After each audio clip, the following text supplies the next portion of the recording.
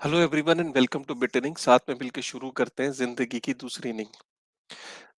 होता क्या है कि टाइम टू टाइम कुछ बहुत बड़े फंड्स हैं, बहुत बड़ी ऑर्गेनाइजेशंस हैं जो टाइम टू टाइम रिपोर्ट्स को रिलीज करती है।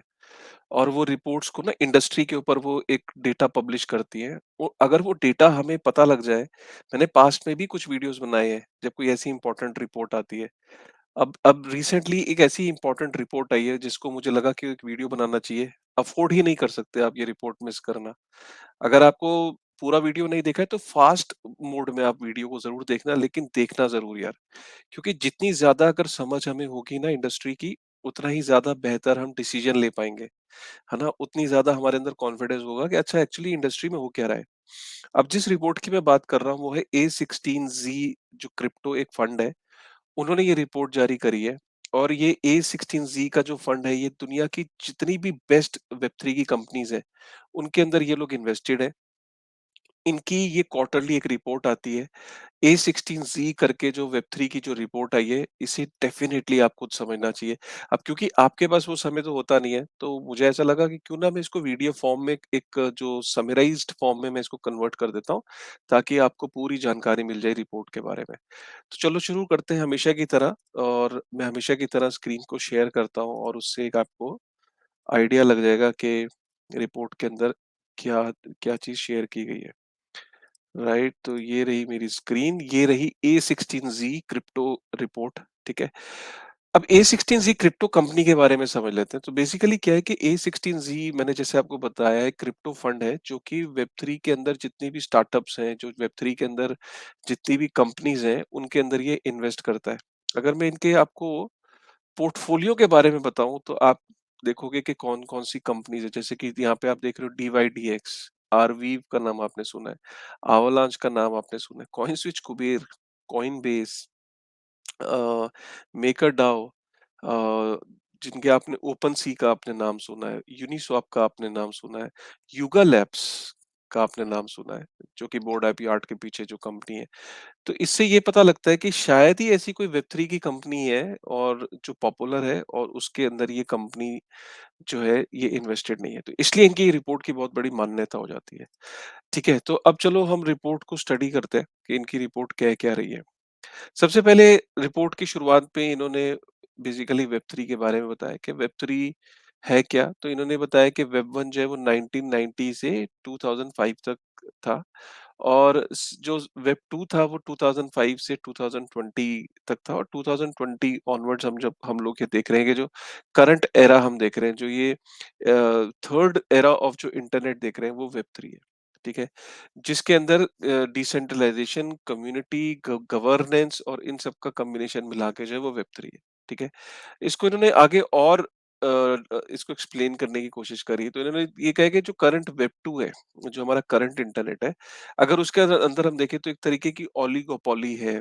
ओलिगोपोली मार्केट की उस स्थिति को कहते हैं कि बहुत ही थोड़े से प्रोजेक्ट्स होते हैं, बहुत ही थोड़ी-सी कंपनीज़ होती हैं और वहाँ कंपटीशन ऑलमोस्ट ना के बराबर होता है, क्योंकि वहाँ पे उन कंपनीज़ के बीच में वो साँठ-गाँठ हो जाती है और वही कंपनीज़ उस मार्केट के अंदर ऑपरेट कर रही होती हैं और वो किसी नए प्लेयर को एंटर भी नहीं करने देती।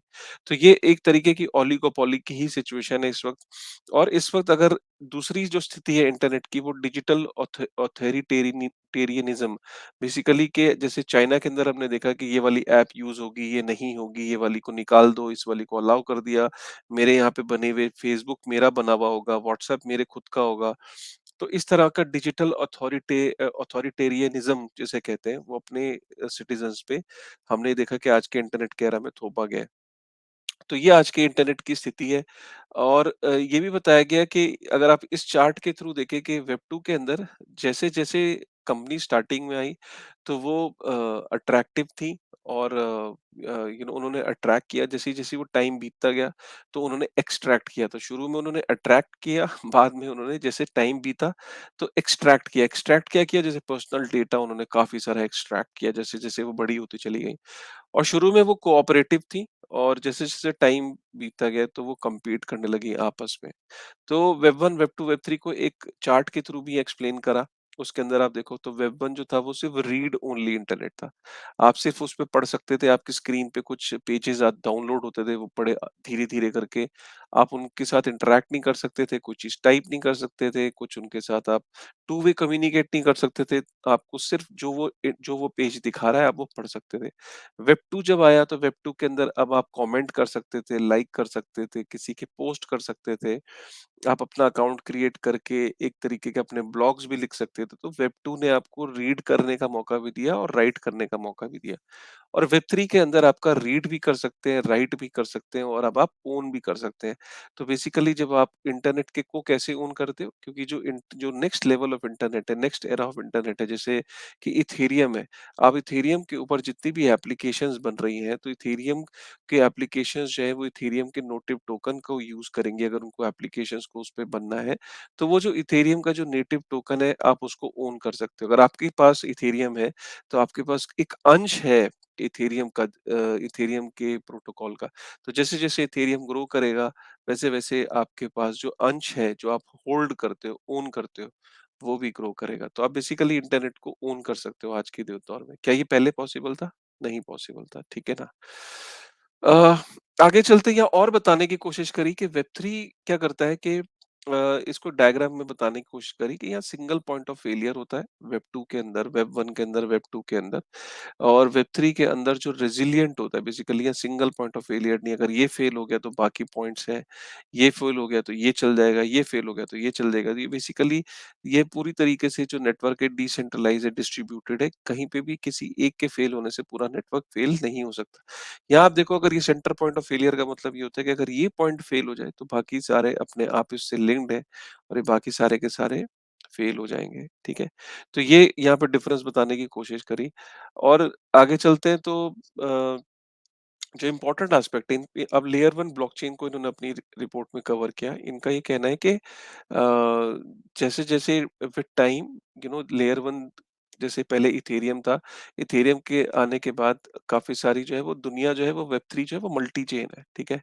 अब डेवलपर्स के पास काफ़ी सारे ऑप्शंस हैं अब अपनी चेन को चूज़ करने के लिए और अपने प्रोडक्ट्स को वहाँ डेवलप करने के लिए, अपने प्रोजेक्ट्स को डेवलप करने के लिए। लेकिन इसमें ये देखा गया कि आज की डेट में जो सबसे ज़्यादा जो एक्टिव एड्रेसेस हैं, वो सोलाना के ऊपर है विद 15.4 मिलियन पॉलीगॉन के ऊपर 2.6 मिलियन जो कि स्केलिंग सॉल्यूशन है इथेरियम का, ठीक है? और इथेरियम को स्केल करता है। बीएनबी जो है 9.4 मिलियन अवलांच 609,000 और आपके पास इसके बाद फैंटम। तो आप यहाँ देख सकते हो कि सोलाना जो कि जिसको इथेरियम किलर भी कहते हैं, काफ़ी सारे लोग उसको पोज़ीशन करते हैं कि एज़ अ इथेरियम किलर है। इथेरियम की मार ये है क्योंकि इथेरियम पे जो ट्रांज़ैक्शन फ़ीस है, गैस फ़ीस है, वो आज भी बहुत ज़्यादा हाई है, सोलाना पे ना के बराबर है।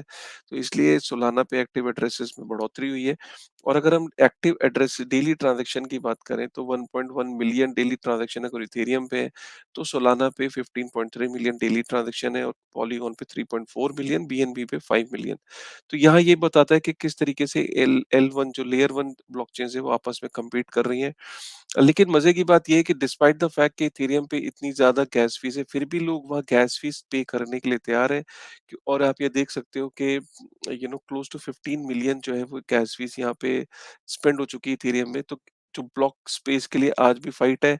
आज भी इथेरियम को लोग सोचते हैं कि डिसेंट्रलाइज़ है, सिक्योर है। तो ऐसा नहीं है कि इथेरियम की गैस फ़ीस कोई हिंड्रेंस है इथेरियम के यूज़ के लिए। हाँ, in comparison to Solana and other L1 chains जो ग्रो ज़रूर कर रही हैं। लेकिन आज भी जो हाई वैल्यू ट्रांज़ैक्शंस हैं और जो इम्पोर्टेंट ट्रांज़ैक्शंस हैं आज भी लोग गैस फ़ीस पे करने के लिए तैयार हैं इथेरियम पे, क्योंकि इथेरियम आज भी माना जाता है कि आज भी डिसेंट्रलाइज़ है। अ, एक चीज़ यहाँ पे देखी गई कि जो ब्रिजेज़ होते हैं, तो जैसे आपने देखा होगा कि अगर आपका कोई एसेट पॉलीगॉन पे पड़ा है और अब आप उसको ट्रांसफ़र करना चाहते हो इथेरियम में या किसी और चेन पे पड़ा है, तो क्रॉस चेन आपको जब एसेट को ट्रांसफ़र करना होता है, तो आपको ब्रिजेज़ की ज़रूरत पड़ती है।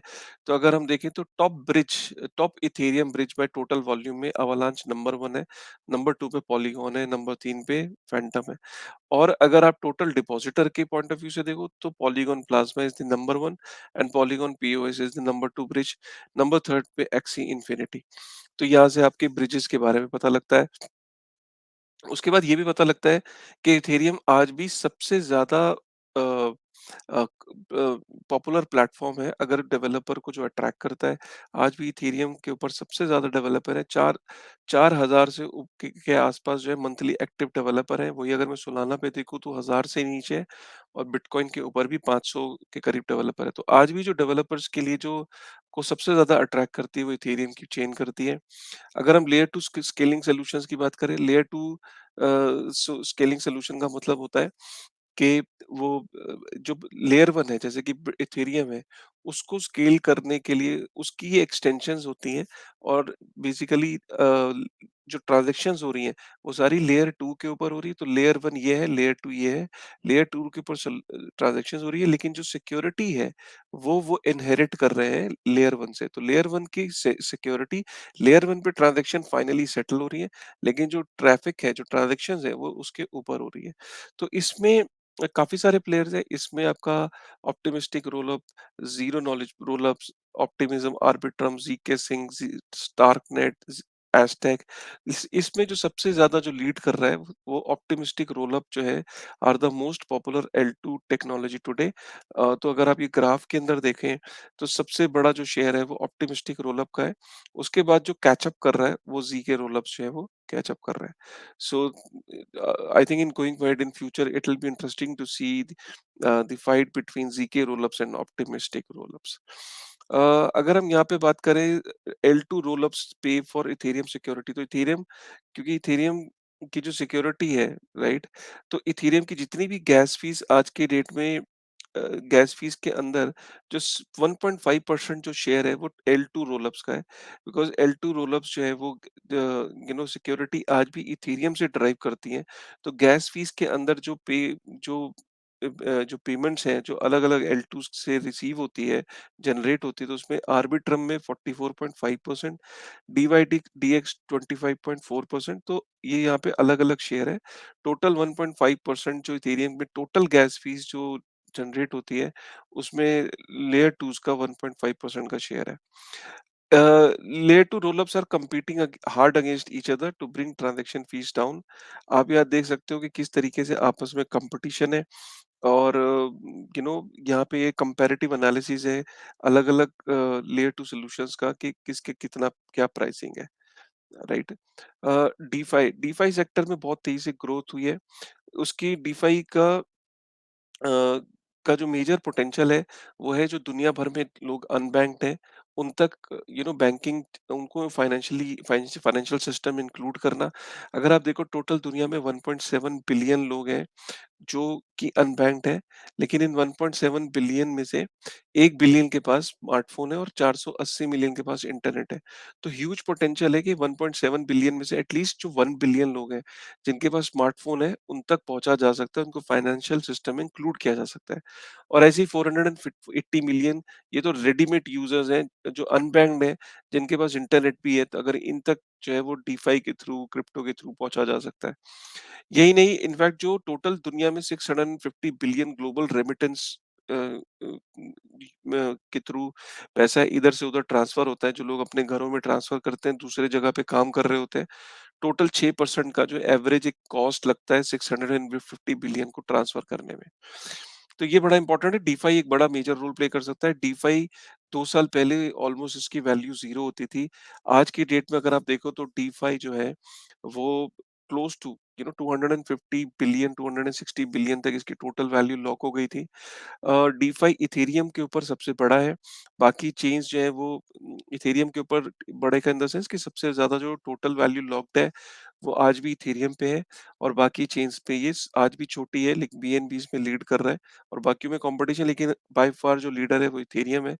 और अगर आप देखो कि तो इथेरियम के ऊपर token exchange and lending protocols are the most popular DeFi use case. तो जो एक्सचेंज है और लेंडिंग प्रोटोकॉल्स हैं, वो सबसे ज़्यादा उनका यूज़ केस है इस वक़्त डीफ़ाई के अंदर। और प्रूफ ऑफ स्टेक भी यहाँ पे यू नो अ, जो हम कहते हैं ना कि प्रूफ ऑफ स्टेक इथेरियम पे कब आएगा, तो बीकन चेन जो है, उसके ऊपर ऑलरेडी 12.6 मिलियन इथेरियम जो है वो डिपॉज़िट हो चुके हैं और 73,000 यूनिक डिपॉज़िटर्स हैं। तो आपने देखा होगा कि विद टाइम इथेरियम के ऊपर जो इथेरियम की पीओएस चेन है, जो बीकन चेन है, उसके ऊपर ऑलरेडी इथेरियम जो है वो 12.6 मिलियन स्टेक हो चुका है। और यहाँ पे जो सबसे बड़े जो स्टेकर्स हैं उसपे लीडो, kraken, stake.us, स्टेकफिश, kraken। तो kraken और कुछ एक्सचेंजेस हैं जो यहाँ ऑलरेडी इसमें लीड कर रही है, लीडो इसमें लीड कर रहा है। डीफाई अगर एक बैंक होता, डीफाई आज की डेट में इतना बड़ा बैंक हो चुका है कि अगर डीफाई अपने आप में एक बैंक होता तो दुनिया का 31st सबसे बड़ा बैंक होता। तो ये यहाँ पे बता रहे हैं। स्टेबल कॉइन्स के बारे में बता रहे हैं। स्टेबल कॉइन 3 तरीके के होते हैं, fiat stable coin, crypto backed and algorithmic. तो यहाँ पे जो सबसे ज़्यादा जो मार्केट शेयर है टोटल स्टेबल कॉइन्स की जो सप्लाई, उसमें यूएसडीटी का सबसे बड़ा शेयर है।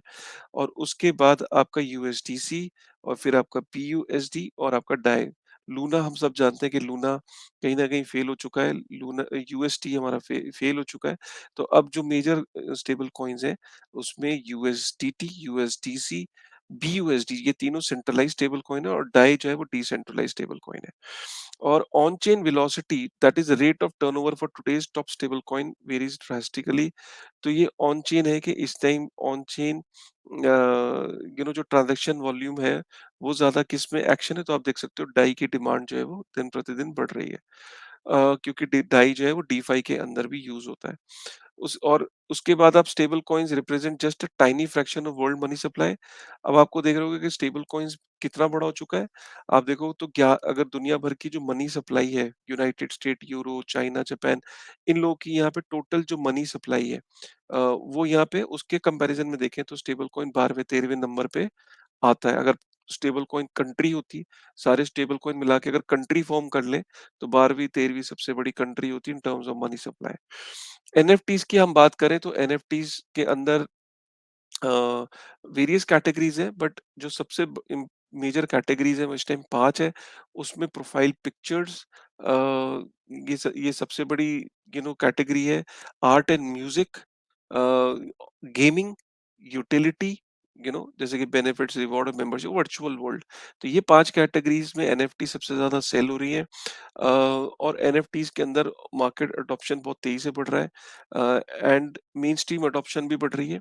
अगर हम देखें तो इसलिए बढ़ रहा है क्योंकि आप जो ट्रेडिशनल मार्केट्स, जो ट्रेडिशनल प्लेटफॉर्म्स है जैसे यूट्यूब, वो क्रिएटर से 45% का कट ले लेता था। ठीक है, फेसबुक, ट्विटर और इंस्टाग्राम तो 100% कट ले लेते हैं, कुछ नहीं देते हैं। एडवर्टाइजर का जो शेयर है वो अब सब अपने पास रख लेते हैं। यूट्यूब 45% अपने पास कट रख लेता है, और एप्पल स्टोर 30% कट रख लेता है। ओपन सी जो वेब थ्री का प्लेटफॉर्म है, आप ये देखो कि सिर्फ 2.5% का कट लेता है, और बाकी वो क्रिएटर के पास जाने देता है। यही कारण है कि आप देख रहे हो कि एस्टिमेटेड क्रिएटर्स रेवेन्यू, है ना? तो एनएफटीज अभी हाल ही में आए हैं, कितनी मतलब अभी रिसेंटली लॉन्च हुआ है, और 3.9 बिलियन जो है वो 2400 क्रिएटर्स को मिल चुका है, इतना पैसा। तो 1,74,000 डॉलर पर एवरेज क्रिएटर जनरेट हो चुका है। वही अगर हम स्पॉटिफाई को देखें, इतने सालों से है, तो 7 बिलियन यूएस डॉलर जो है वो 11 मिलियन आर्टिस्ट को बटा है। तो एक आर्टिस्ट को $636 मिला है पर आर्टिस्ट, और इधर आप देखो 1,74,000 पर आर्टिस्ट। तो यहाँ से पता लगता है कि कितना बड़ा डिफरेंस आ गया, और क्रिएटर के लिए कितनी बड़ा वेब थ्री एक काम करेगा कि वेब के डायरेक्टली जो क्रिएटर को फायदा हो। ठीक है। और इन एनएफटीज के अंदर काफी चीजें, नई चीजें हो रही है, जैसे air drop, music royalties, IP commercial rights, IRL activation and all that, NFT का वेब थ्री। और गेमिंग भी बहुत तेजी से बढ़ रहा है। वेब थ्री के अंदर जो गेमिंग का आप ये आलम देखो कि 1979 में क्या शेयर था, आज की डेट में वीडियो गेम्स 100 बिलियन प्लस से ऊपर की, 100 बिलियन यूएस डॉलर से ऊपर की मार्केट है। और जिसके अंदर जो सबसे बड़ी मार्केट वो इस टाइम मोबाइल की है। और आप देखो तो अ, हर दौर में अलग-अलग चीज़ें आई, जैसे कैसेट्स आई, सीडीज़ आई, सीडीज़ काफ़ी लंबे तक समय तक चली। अब जो सबसे बड़ा जो वो है वो डिजिटल स्ट्रीमिंग का टाइम है, और digital streaming is the future and that is growing, right? There is huge market in the intersection of web3 gaming. अगर आप देखो तो 50 से ऊपर गेम्स हैं जहाँ पे 1000 से ऊपर ऑन चेन यूज़र्स हैं, ठीक है? और 49% of crypto wallet activity comes from games. तो गेम्स का बहुत बड़ा रोल है, और 20% of NFT sales volume was gaming related as. तो 20% टोटल एनएफटीज जो बिकी वो गेमिंग रिलेटेड थे। तो ये पता बता रहा है कि गेमिंग कितना बड़ा है। और मेटावर्स लैंड जो है उनमें तो बहुत बड़ा बूम आ गया है। इतने सारी मार्केट्स हैं, other side sandbox, decentralised, NFT worlds, आप देख सकते हो मार्केट्स के नाम है। और यहाँ पे सबसे पॉपुलर जो लैंड्स बिकी वो अदर साइड की, नंबर 2 पे सैंडबॉक्स, नंबर 3 पे डिसेंट्रलैंड, नंबर 4 पे एनएफटी वर्ल्ड। तो यहाँ से ही पता लग रहा है कि 2 बिलियन यूएस डॉलर की लैंड्स ऑलरेडी बिक चुकी हैं। तो ये बहुत बड़ी चीज है। Those those are going to be the future. और आप ये देख सकते हो कि डाउज बेसिकली जो अभी तक ऑर्गेनाइजेशंस को सिर्फ कुछ लोग मिलकर चलाते थे, लेकिन अगर अब कोई ऑर्गेनाइजेशन है, उसका कोई पर्पस क्लियर है, तो काफी सारे लोग जिनका एक ही मिशन है, एक ही विजन है, वो इकट्ठे होकर कंपनीज फॉर्म कर सकते हैं, डिसेंट्रलाइज ऑटोनॉमस ऑर्गेनाइजेशन। और डिसेंट्रलाइज्ड ऑटोनॉमस ऑर्गेनाइजेशन में आज की डेट में 10 बिलियन जो है वो ट्रेजरी एसेट अंडर मैनेजमेंट। तो डाउ ट्रेजरी का मतलब ये है कि काफी सारे ऐसे डाउ हैं जिनके पास फंड्स हैं, और वो फंड्स जो है जिसको वो मैनेज किया जा रहा है, और वो डाउ के अंदर वो डिस्ट्रीब्यूट होता है उसका profit. A large majority of value held by douse is in the form of protocols native governance token. तो जो प्रोटोकॉल का जो नेटिव गवर्नेंस टोकन होता है, जिसके थ्रू आप वोटिंग कर सकते हो, डिसीजन मेकिंग में पार्ट ले सकते हो, तो वो सबसे large majority of the value is held in the governance tokens, right? और how many decisions have been made? 56,000 decisions has been made. 3.4 million votes have happened, and active voters and proposal makers जो है वो इतने। तो आप देख रहे हो कि कैसे डिसेंट्रलाइज तरीके से डिसीजन मेकिंग हो रही है, कितने लोग जो है वो वोट करते हैं इन डिसीजन मेकिंग्स में, और कितने एक्टिव वोटर्स हैं और प्रपोजल मेकर्स हैं। तो with this thought I think ये अलग-अलग कंपनीज हैं जिनका रियल वर्ल्ड में जिनका इम्पैक्ट है, गोल्डफिंच, स्प्रूस, हीलियम, साउंड, फ्लोकार्बन। ये रियलिटी में एक्चुअल में कंपनीज है जो अलग-अलग प्रॉब्लम्स को, रियल वर्ल्ड की प्रॉब्लम्स को सॉल्व कर रही हैं। और इथेरियम जो है वो जिस तरीके से इंटरनेट ग्रो कर रहा है, जैसे आज हम इंटरनेट में वही है जैसे 2022, आज जितना इंटरनेट का यूजर 1996 में था, उतना ही आज के डेट में हम देख रहे हैं कि वेब 3 के अंदर है। और जैसे जैसे इंटरनेट ग्रो कर रहा है, इथेरियम इंटरनेट ग्रो किया वैसे ही इथेरियम भी ग्रो कर रहा है, और वेब 3 के लिए ये अर्ली डेज है। तो ये यहाँ से ही पता लगता है। And this is it. I think ये रिपोर्ट का जो लिंक है मैं उसमें भी डाल दूंगा आपका, लिंक जो है मैं इसको शेयर भी कर दूंगा, ताकि आप उस लिंक को देख भी पाए। आई एम श्योर आपको ये रिपोर्ट बहुत पसंद आई होगी। यार ये ऐसी जो रिपोर्ट्स होती है ना, नॉलेज का भंडार होती है। अगर हम ऐसी रिपोर्ट्स को स्टडी करें, हम पढ़ तो पाता नहीं, बट चलो अगर आपको पसंद आई तो एक तो कमेंट करके ये बताना कि क्या आप चाहते हो कि ऐसी रिपोर्ट्स आपको टाइम टू टाइम आती रहे, क्योंकि बहुत सारी रिपोर्ट्स आती हैं, तो मैंने एक रिपोर्ट कवर करी है। हर पल, हर दिन, हर दूसरे चौथे दिन एक कोई ना कोई नई रिपोर्ट आती है। तो अगर आप चाहते हो, मैंने पहले भी कॉइन गेको की रिपोर्ट को कवर किया था, अगर आपको याद हो। तो ऐसी और भी अगर आप चाहते हो कि रेगुलर बेसिस पे रिपोर्ट्स को कवर करूँ, तो प्लीज़ कमेंट करके बताइएगा। अगर वीडियो पसंद आए तो प्लीज़ लाइक करिएगा, और इस चैनल के बारे में ज़्यादा से ज़्यादा लोगों को बताइएगा। So with this thought, thank you very much.